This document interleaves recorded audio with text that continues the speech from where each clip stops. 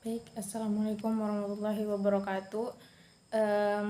Berikut terima kasih atas waktu dan kesempatan yang diberikan Miss Jira kepada kami, yaitu kami dari kelompok 6 yang akan mempresentasikan mengenai Reading TOEFL Part A.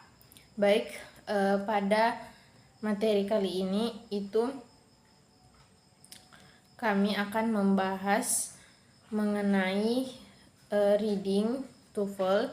Namun sebelum itu kita akan memperkenalkan member ataupun anggota dari kelompok ini, yaitu yang pertama ada Saudari Alisa Putri Amalia dengan NIM 60200124063 dan juga Andi Aura Dewana Syarif dengan NIM 60200124154 dan Andi Novel Nurfiki Alfarezi dengan NIM 60200124069 dan saya sendiri yaitu Mutmainah Nurul Irsyad dengan NIM 60200124008. Baik, adapun lesson ataupun yang akan kami bahas di sini itu ada mengenai introduction, itu pengenalan materi dari TOEFL Reading Part A itu sendiri yang akan dijelaskan oleh Saudari Alisa, dan juga ada tips and tricks yang akan di-share oleh saudari kita yaitu Saudara Andi Naura, dan example question first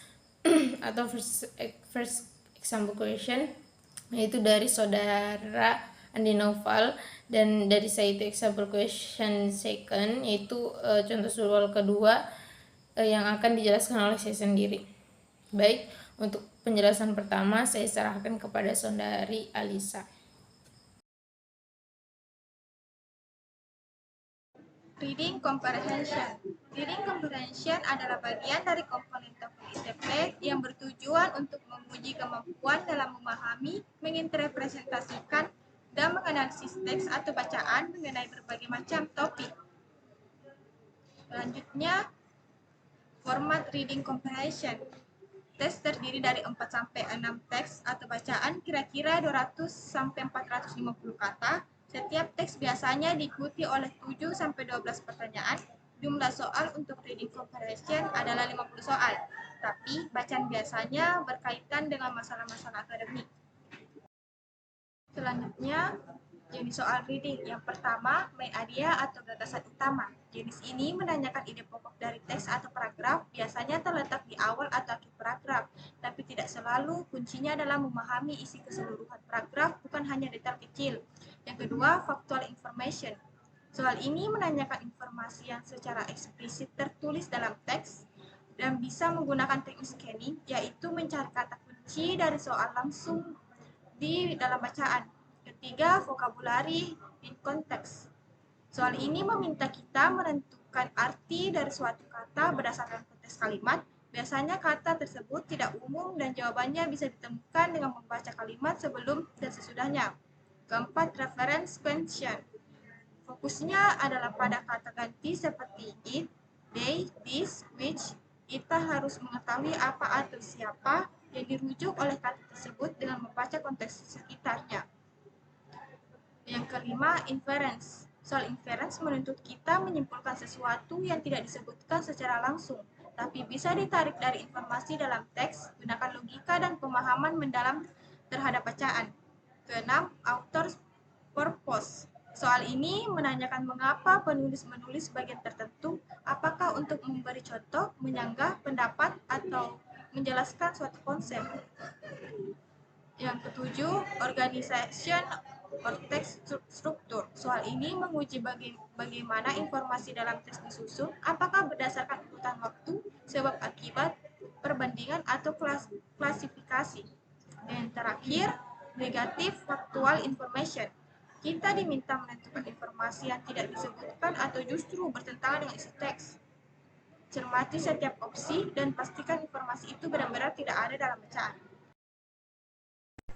Baik, selanjutnya di sini saya akan membahas dan memberikan tips and trik kepada kalian dalam mengerjakan soal yang kita bahas pada materi kali ini. Yang pertama yaitu baca seluruh paragraf dengan fokus pada kalimat pertama dan kalimat kedua. Nah, yang selanjutnya yaitu yang kedua, Kalimat awal biasanya menyampaikan topik utama. Nah, kalimat berikutnya yaitu kalimat mendukung atau menjelaskan dari kalimat atau topik sebelumnya. Yang ketiga yaitu identifikasilah masalah atau isu yang dibahas. Selanjutnya, apakah paragraf membicarakan sesuatu yang penting, berubah, atau mengalami dampak? Jangan tergoda oleh detail. Pilihlah jawaban bisa saja mengambil fakta kecil dari paragraf, tetapi bukan itu gagasan pokoknya atau gagasan utamanya. Uji pilihan jawaban dengan paragraf, seperti coba tanyakan apakah ini benar-benar mencerminkan fokus utama dari paragraf tersebut. Baik, di sini selanjutnya ada contoh kalimat soal kedua. Di situ perhatikan kalimat tempat kata itu muncul, lihat bagaimana kata folklore digunakan dalam kalimat.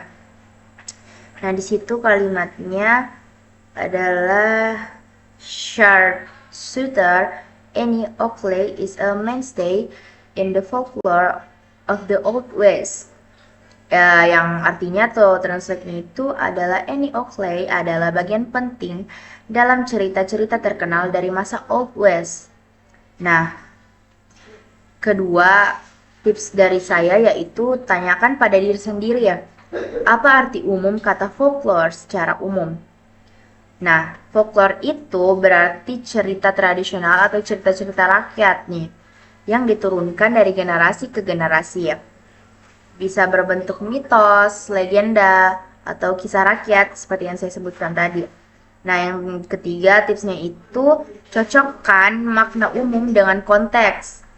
Kata folklore di sini tidak berarti cerita untuk anak-anak, bukan cerita cowboy saja, dan tidak terbatas pada western.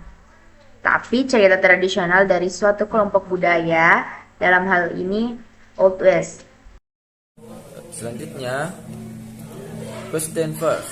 The oxygen rainforest is often referred to as the lungs of the earth because it produces about 20% of the world oxygen. However, due to deforestation and climate change, the rainforest is rapidly shrinking, which could have several consequences for global biodiversity and weather pattern. Mari kita terjemahkan bersama-sama. The Amazon rainforest is often referred to as the lungs of the earth. Hutan hujan Amazon sering disebut sebagai paru-paru bumi because it produces about 20% of the world oxygen, karena menghasilkan sekitar 20% oksigen dunia. However, due to deforestation and climate change, the rainforest is rapidly shrinking. Karena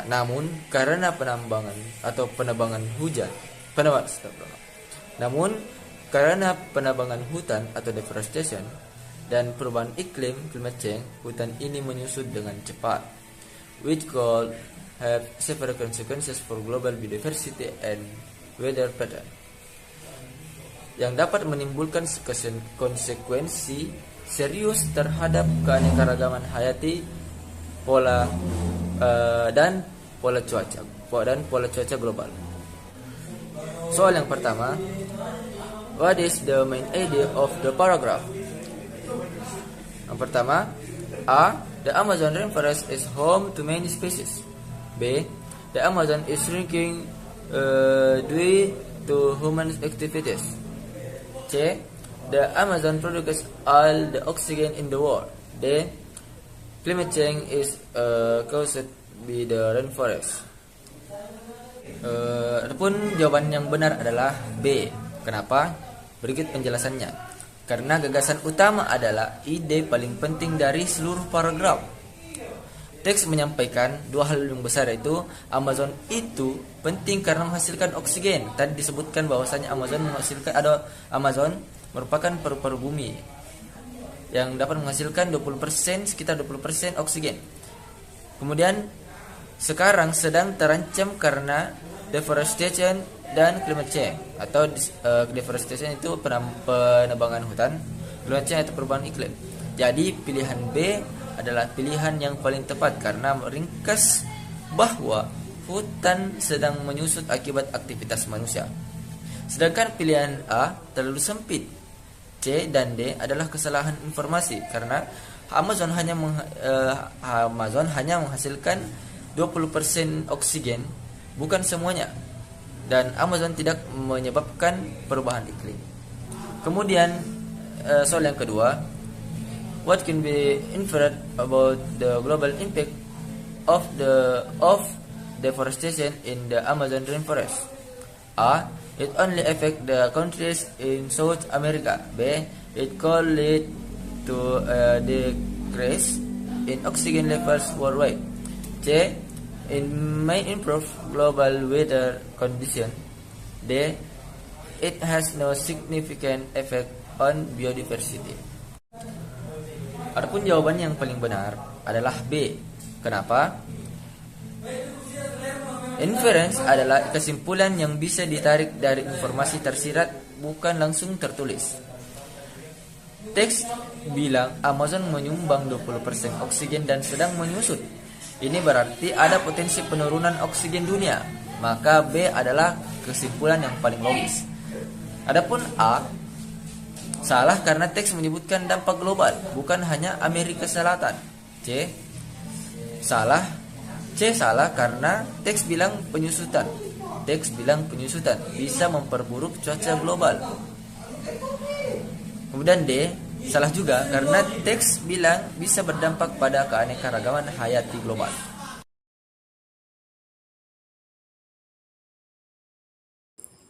Baik, selanjutnya adalah part ataupun bagian mengenai pertanyaan ataupun contoh soal.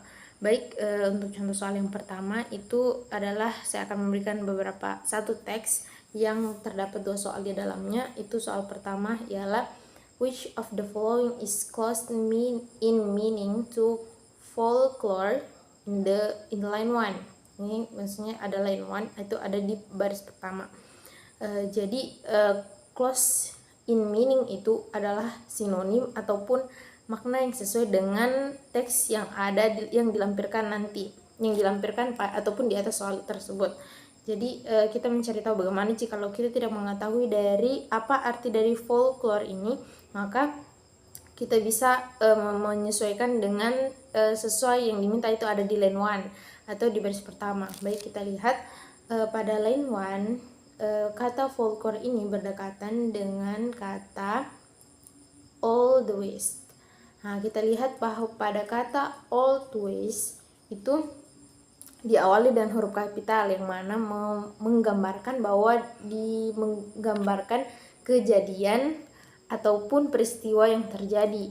Karena ada kata kunci juga old, berarti itu terjadinya sudah lama ataupun masa lampau. Nah, dan dari beberapa teks bisa kita simpulkan bahwa folklore ini berkaitan tentang masa lampau. Dari beberapa opsi itu ada yang A itu traditional stories, dan yang B western stories, dan yang C children's stories, dan yang terakhir adalah D cowboy stories. Itu yang paling mendeskripsikan bahwa itu masa lampau adalah traditional stories. Maka jawaban yang tepat pada soal ini adalah traditional stories, yaitu bagian A. Baik, selanjutnya itu pada soal nomor 2 dengan teks yang sama namun soal yang berbeda, itu membahas mengenai isi dari teks itu. Jadi untuk pertanyaannya seperti ini, how was the young Annie different from other girl her age? Jadi apa yang menjadi pembeda antara Annie dengan kalau bahasanya cewek-cewek lainnya.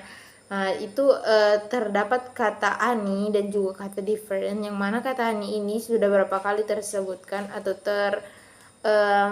muncul dalam teks ini, sedangkan kata different itu lebih ke tersiratnya saja, yang tidak nampak namun bermakna sama. Jadi itu bisa kita andaikan dalam kata itu pada line kelima, yaitu ada kata unusual yang mana itu tidak biasa atau biasanya sih tidak begitu. Nah, jadi untuk kata different ini, untuk mencari jawaban dari soal ini kita bisa melihat kata setelahnya. ada kata from younger not only to take part such competition but to win over other more experienced male competitors. Jadi di soal ini itu membahas tentang Xian ini yang biasa mendapatkan juara pada kompetisi shoot atau menembak, dan dia juga mendapatkan experience itu menjadi kompetitor perempuan, menjadi semacam pesaing ataupun juga bisa dikatakan coach perempuan. Jadi untuk mengidentifikasi dari soal juga itu kita bisa melihat pada opsinya. Itu pertama ada use a boy name. Ini yang menurut saya tidak, karena kenapa, ini kan dia bukan menggunakan nama laki-laki, a boy's name gitu, menggunakan Ani. Sedangkan untuk pada poin B, she work in local hotel, seharusnya tidak sesuai karena di soal ini itu membahas mengenai Ani yang mendapatkan juara shoot atau menembak. Dan yang ketiga itu ada pada C, opsi C itu she married at a much younger age than was considered normal. Ini membahas tentang marriage, yang mana ini sangat tidak berkaitan dengan teks ini. Dan yang terakhir itu she won shooting competition. Yap, ini yang paling berkaitan. Dan itu karena membahas mengenai dia mendapatkan juara dari lomba atau kompetisi menembak. Maka jawabannya adalah D. Baik, mungkin itu saja. Saya kembalikan ke moderator.